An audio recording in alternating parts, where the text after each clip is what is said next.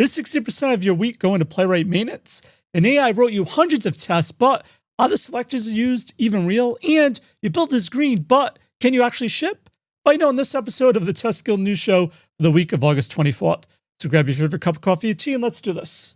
If you ever watched a week disappear to Playwright maintenance, start here because this week's sponsor built their whole product around this exact problem. Let's check it out. So here's a tool that just launched. It's actually free for now, so you definitely should check it out because Shiplight has just launched an agentic native testing platform aimed squarely at anyone losing their week to Playwright maintenance. And one of the first things I noticed is the testimonials. One is from HeyGen's head of QA, which reports going from 60% of his time on Playwright upkeep to 0 the following month. And I got a chance to meet the co-founders, Will and Feng. They come out of Airbnb and Meta, and Feng worked on Chrome and V8 from day one, so he really knows his stuff. And he told me, and I think I've seen this as well, is that AI coding moved the bottleneck from writing code to actually verifying it. So how this works is Shiplight hands your coding agent a real browser. So the agent walks your app and writes tests as plain English, YAML, and then lives in your repo, and then also writes Playwright at runtime. So the settled steps then replay from a located cache, so it saves you money on tokens, so no model calls.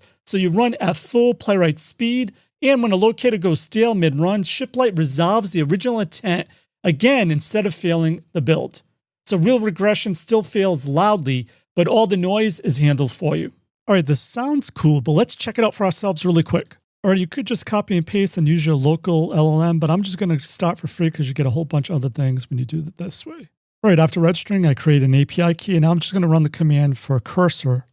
It's all configured. I'm going to run a test and Shiplight create YAML test. And what's really cool about this is that Shiplight didn't just add Playwright. It turned my test tool matcher code into a testable product with the spec, locators captured from a real browser walk, and 2 YAML tests that already passed against my local install, all without me doing anything, just letting the AI do the driving. So it's easy to get started. I highly recommend you start for free using that link down below. Check it out. Let me know your thoughts. So next up is a major announcement from Jason Huggins. He just shipped Vibium 26.8.21. In the release notes, call it the largest feature release since version 1. And looking at the release notes, I think the main thing that pops out is Firefox. The engine Firefox flag now drives Firefox end-to-end, auto-installed on Mac OS and Linux, and also cached alongside Chrome for testing. The navigation captures all work on Firefox now. Jason credits this new functionality to the WebDriver BiDi spec, and Firefox shipping official support for it this week. And this is something we covered last week with the newer version of Selenium announcement. And the next one that pops out to me is the recording feature. So it has a recording.start, which gains a video track on every single surface, captured natively over BiDi screencasts rather than stitching together from screenshots. And some other features as well that you should definitely check out as well using that link down below. So the next one is about an open source tool released by Phil Chen, who's released Verefi, which is an open source Claude Code plugin under the MIT license that turns a feature description into review test plans and running Playwright test. So the pipeline is 5 steps. Test plan writes a plan from your feature description, audits, reads your local source for stable selectors, and grades how testable the app is. Discover opens the app in a real browser to verify those selectors.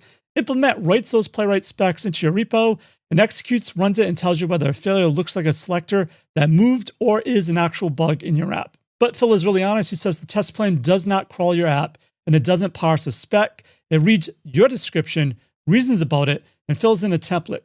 So it really is more about educated guesses rather than what I showed you earlier with Shiplight, which really understands your code base and gives you really real code and real locators. And Phil also mentioned that he designed this to put you in the loop on purpose, so every step writes a plain markdown file and stops. Before the implementation will run, a human has to resolve every to-do in the plan, set open questions to none, and mark it approved by name and date. All right, another thing that caught my attention, once again, is Serenity. They're always upgrading this. This is from Jan, who just released a new version of their HTML reporter. And as always, it's open source and free. And Jan mentions it works with Playwright Test, WebDriver IO, Cucumber, Mocha, and Jasmine with no migration required. And the centerpiece is something he calls the confidence score, which calculates automatically from your current and historical test results using pass rate, consistency, and completeness. His framing is that instead of debating whether a build looks good, you get an objective signal grounded in your actual run data. You also get a full activity trail with screenshots, HTTP exchanges, video and stack traces. Failures are grouped by root causes so you can see whether you're dealing with one problem or 10, and it flags which tests are inconsistent, degraded, or recovering across CI runs with the history to back it up, and it tracks confidence, pass rate, and consistency over time with trend reports as well. And along these same lines, I found actually someone talk about this release. I got a response I think is worth hearing more about this reporter, and it's from Jan. And this from a different Jan, writing on Pilot Period, says the release is a good reason to ask an uncomfortable question. What is it? Well, it's that if your test report only tells you what passed and what failed, what you have is an automation log with a nicer HTML. And what he highlights here is what the test actually knows. So a reporter can't recover intent that was never expressed by your tests. So if your test only described things like navigating, locating, filling, clicking, and inserting, that's all any report can hand back. And he points out how Serenity.js can present capabilities, scenarios, tasks, interactions, and assertions because those concepts exist while the test was running. And so I like how this really highlights, once again, how you're writing tests. You should really write them in a way that when they fail, or when you get a report, you can actually see what is happening, what the intent was, rather than diving into the guts of your actual test script. All right, this isn't about testing, but I think it's a really cool use of Playwright that your agent can use your browser for other type of activities as well. And this is from Pamela Fox at Microsoft, who's published a walkthrough on Azure Developer Community blog that turns Playwright into an agent capability. So Pydantic is best known as a Python library that validates data types using hints. Pydantic AI applies those structured, type-safe approaches to building AI agents, while Pydantic AI Harness supplies ready-made capabilities those AI agents then use.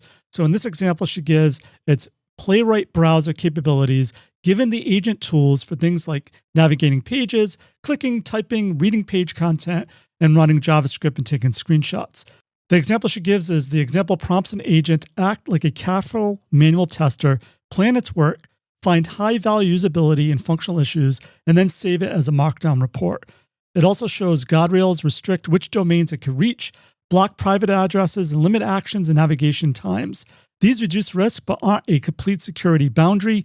She also goes over how you can use OpenTelemetry, which records the agent's browser actions, page visits, and token usage. A coding agent can then review that trace and suggest better prompts and settings. So this gives you a really cool record of what pages are browsed, what commands ran, and how many tokens are burned. Last up is from Umesh, who I've been following for years. I found this on LinkedIn once again. He works as a platform engineer, but he started off as a test automation engineer, I believe. And he points to an A16Z chart showing agents consuming nearly 5 times as many tokens as humans. So with agent usage up roughly 14 times since February, so his concern is what enterprises do next, take their existing APIs, put an MC layer in front of it, and expose that to an agent. But APIs are deterministic and LLMs are probabilistic. You can model dozens of operations and large payloads, and you're giving it many more paths to evaluate before it gets to where you really want. So I think it's a really great story how maybe to watch out for different ways that your AI can be consuming tokens that are not necessary. All right, so that's it for this episode of the Test Skilled News Show. I'm Joe. My mission is to help you succeed in creating end-to-end full-stack pipeline automation awesomeness. And as always, test everything and keep the good. Cheers.